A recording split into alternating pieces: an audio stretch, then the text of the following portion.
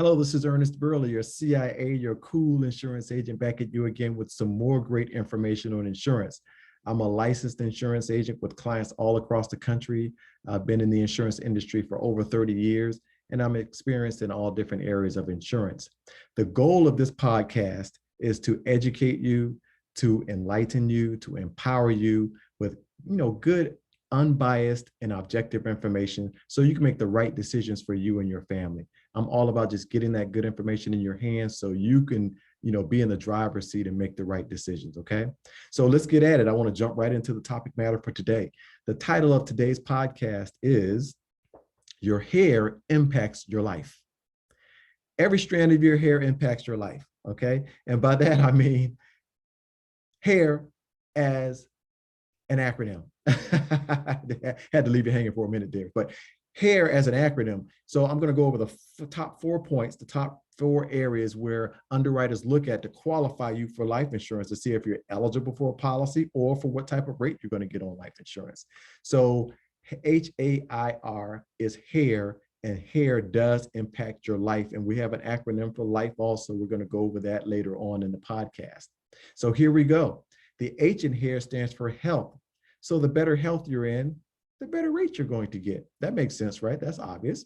Now, I've had some clients who have had challenged health like high blood pressure or elevated cholesterol or something of that nature, and you can still get a discounted rate with those types of ailments. Depending on the situation and how it's being managed, you can still probably get a discounted rate.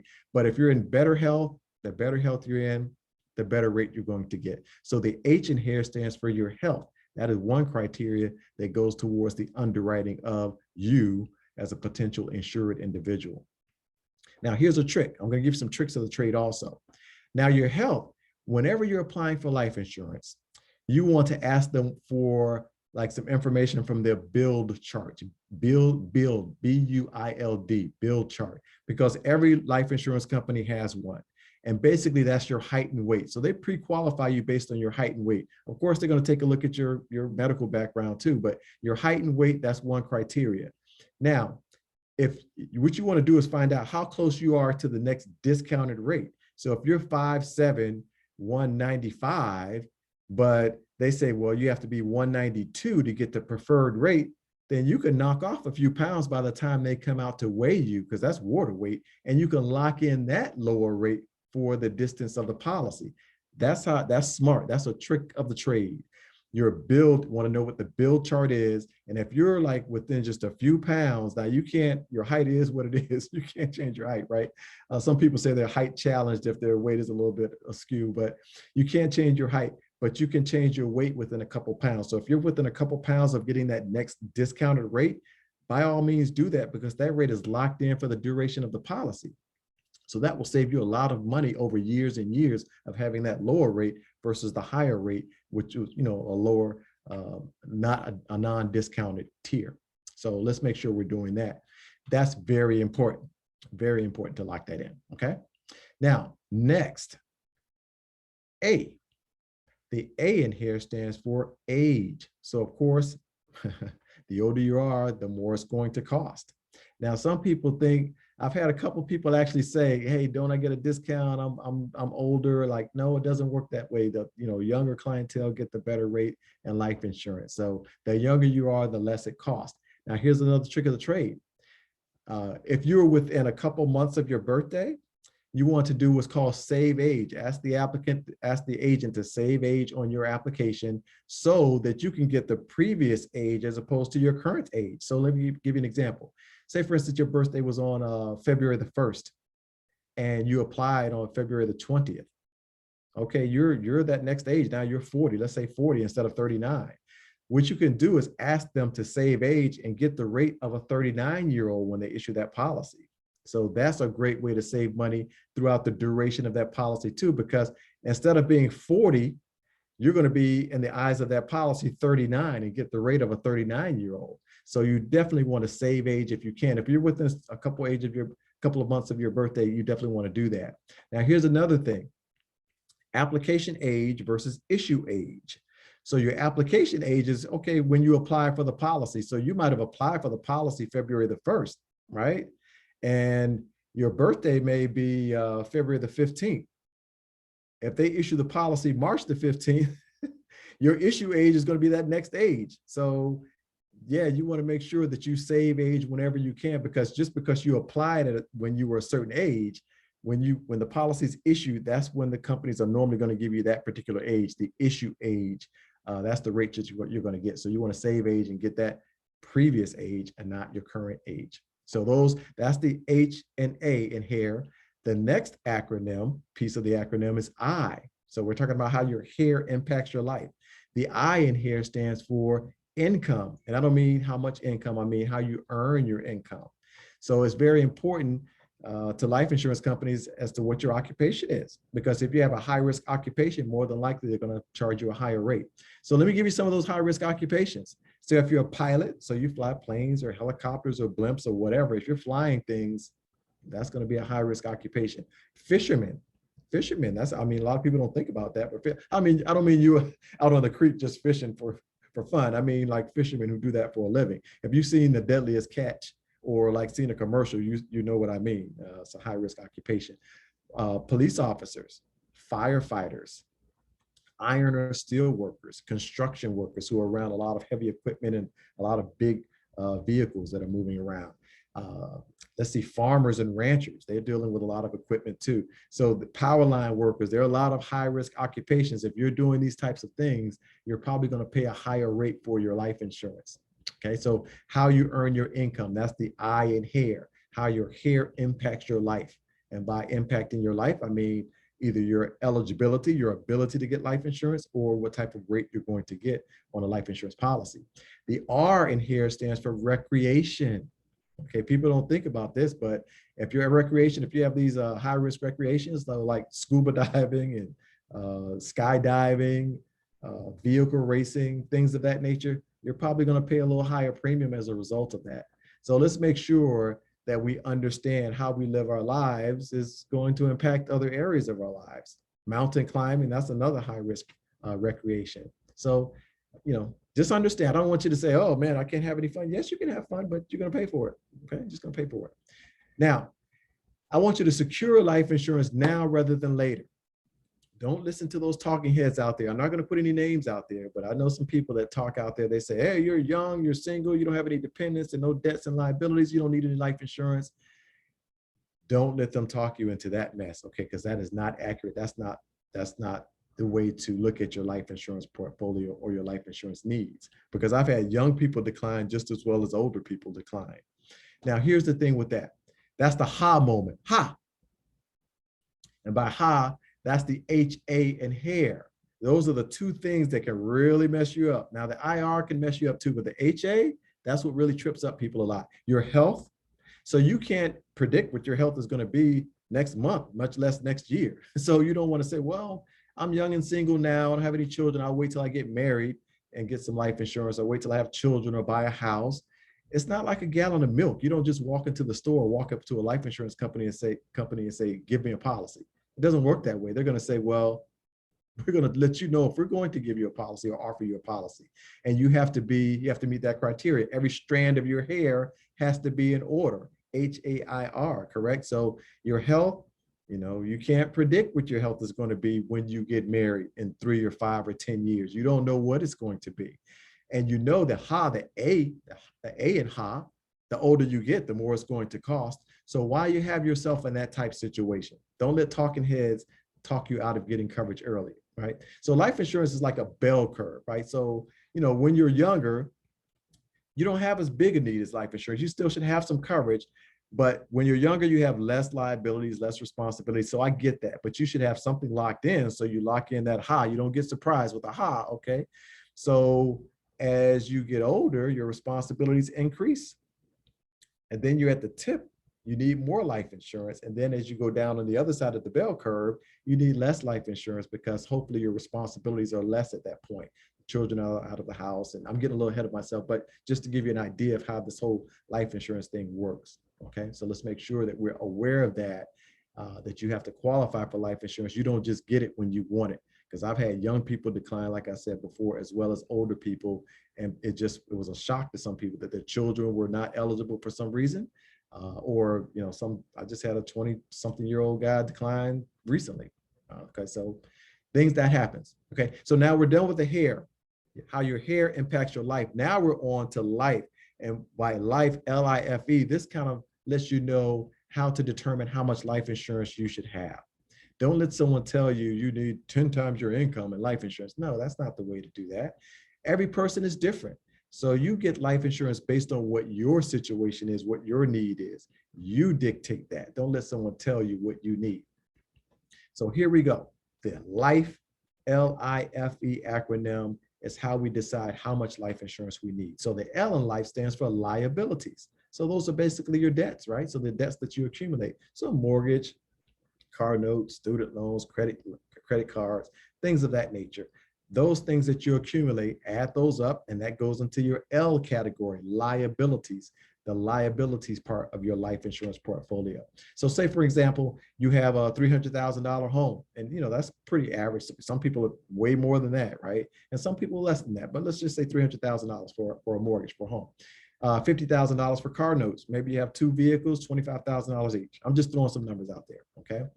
Maybe we have $50,000 in student loans. I know student loans can go through the roof. I know people have way more than that in student loans, and some people have none. So if you have none, you don't need to put that in there. How about student loans, credit cards? Let's say $10,000 in credit cards. So if we add that up, that's about $410,000 right there. 300 for the mortgage, 50 for the vehicles, 50 for the student loans, and 10,000 for credit cards. And that figure is probably pretty low. That's normally low from what I come across with most clients. So that's like your L category, liabilities. The I in life stands for income replacement. Okay, so your income, if one person's income, if you have a dual income family, which a lot of people do, if one of those incomes goes away, it's going to be a very hard time for the remaining or surviving family. So ideally, you want your income to remain in the household so your family can maintain their standard of living.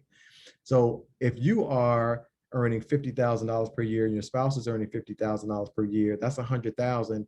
If that 50,000, if one of those 50,000 is gone, that's going to be a hard way to survive. Okay, so what a lot of people do is say, okay, well, I need to keep a certain amount in the household so my household can keep going. Some people say 1 year, 5 years, or whatever. I've never heard a person do 1 year, but 5 years, 10 years. But a common theme is until the last child is out of school. Because if you have children, it costs money to have children, right? So you want to make sure that you can sustain yourself if one of you is no longer around. So for instance, so if one person's 50,000 a year, and you have a 10-year-old and a 5-year-old. Well, until the last child is out of school, that's that 5-year-old. So that's 13 years until they get to age 18. And most parents want their children to go to college. So that's another 4 years on top of that. So 13 plus 4 is 17 years until the last child is out of school. So 17 times 50,000 is $850,000. So that's pretty sizable. And don't think about the amount right now. People are, oh my goodness. These life insurance portfolios normally come up to a sizable amount, but you want to get your ideal amount, and then you work on what fits in your budget comfortably, because I don't like individuals to be insurance poor for sure. You want to be able to afford your premium. So I look at insurance poor from two perspectives, right? So insurance poor, a lot of people think insurance poor, that means you have too much insurance. You're paying for so much insurance that you can't afford to live. But you don't want to be insurance poor from the other standpoint either, to say, well, I don't have enough insurance, right, to protect myself and to protect my family. So I look at it both ways. I don't want you to be insurance poor or insurance poor, in either ways, right? So here we go. That's it for the income replacement. That's the I in life. The F in life stands for final expenses. So that's around 10,000. I've had people tell me, it's more like 15,000. And I'm like, okay, whatever you want to put is your portfolio. So you put whatever you want into that. I had one guy, he wanted to put in 15,000 because he said he had just recently, buried a couple of people, and that's what it cost each person about that based on what they wanted to do. But he said, hey, I want another $5,000 in my account too, because I want a nice repass. That's what he said. I was like, what? I said, your wife is going to have your repast at Popeyes, man. So why you don't need? And he said, and you know what? She was on the phone too. It was like a conference call. And she was like, Yep, you're right. That's where it's going to be at Popeyes. So I said, dude, you don't need $5,000 for a repass, a Popeyes repass, okay? But hey, if that's what you want, that's fine. You got to have fun with this stuff. So, but he wanted a nice repass, so he put in the extra $5,000 on top of like the funeral and the burial and things of that nature. So, but whatever you want to put in, it's your thing. It's not like a multiple of your income. This makes it more personalized, okay? Now, the E in life stands for education. So most parents want their children to go to school. So something unfortunate happens, you still want your children to be able to further their education and make their lives a better situation because of that education. So some parents just put in a flat amount. And some parents put in what they anticipate the cost of the school will be. So they may just say, well, I'm going to a flat amount of 20 or 30,000, or they may say, well, I think Johnny's going to go here, and that's going to be about 30,000 per year. So 30,000 per child per year. So you just add that up and you put that into your life insurance portfolio. Very important that you do that. LIFE, and that's how you determine how much life insurance you should have, not some multiple of your income. That's, that makes no sense to me. This is more personalized, and it includes the categories that you need to have in your life insurance portfolio. Now, after determining how much coverage you should ideally have, you look at your budget. So this is the ABCs of life insurance. ABC, as easy as 1, 2, 3. So your ABCs, the amount, we just determine the amount by going through our acronym LIFE. So we have our amount. Then B is budget. So the ABCs of life insurance: amount, budget. So how much fits in your budget comfortably. And then the C is the category of coverage, whether it be term, which I covered in a previous podcast. I'll probably do some more on term, versus permanent coverage. So like whole life or guaranteed universal life coverage. And you should always have some type of permanent coverage in your life insurance portfolio, not all term. So what a lot of people do is they have the bulk of their coverage in term, because that term gets them through the major responsibility years. But after that, you still want some coverage to still be plugging along. So you still want to have that 50 or 100,000 or $200,000 or whatever amount, whether you're 60, 70, 80, 90, 100 years old, you want to have some coverage in place of life insurance, as opposed to having no coverage at all, because that term is going to blow up and leave you with no coverage eventually. Okay. So that's it. That was it for our podcast for today, to talk about how your hair impacts your life. And every strand of your hair, right? Every strand, HAIR, impacts your life, most definitely. And your life is your eligibility for life insurance, or the rate that you'll receive on your life insurance. And then we went over the acronym LIFE to determine how much life insurance you should have. And then we went through our ABCs, because we don't want to be like we don't want to, Papa was a rolling stone, wherever he left his hat was his home. And when he died, all he left us was alone. Now, was that alone, L-O-A-N, or alone, L-O-N-E? So we don't be a bum. Don't be Papa with the, or mama. Let's just, as I say daddy. So Papa or mama, don't be a bum and not have any life insurance and leave alone, L-O-A-N. You're definitely going to leave them alone if you're not there, L-O-N-E, but don't leave them alone, L-O-A-N, and compromise their standard of living after you pass because you have not prepared properly. It's really easy to do, okay? So, hey, to recap our podcast for today is we talked about how your hair impacts your life, and we talked about the ABCs of life, okay? Now, the takeaway, the big takeaway is that we just saw how your hair does impact your life. Every hair on every strand of hair in that acronym does affect your eligibility for life insurance and the rate that you receive on life insurance. And your ABCs kind of tells you how you should go about getting the amount of coverage, fitting it into your budget, and the category of coverage. Thank you for listening once again to this podcast. Please share it with others. I look forward to other podcasts. And if you want to get in contact with me, my thing is very easy, ernestburleyjr@gmail.com. My full name @gmail.com. And this is your CIA, your cool insurance agent, signing off once again. And I look forward to the next time that we meet. Take care.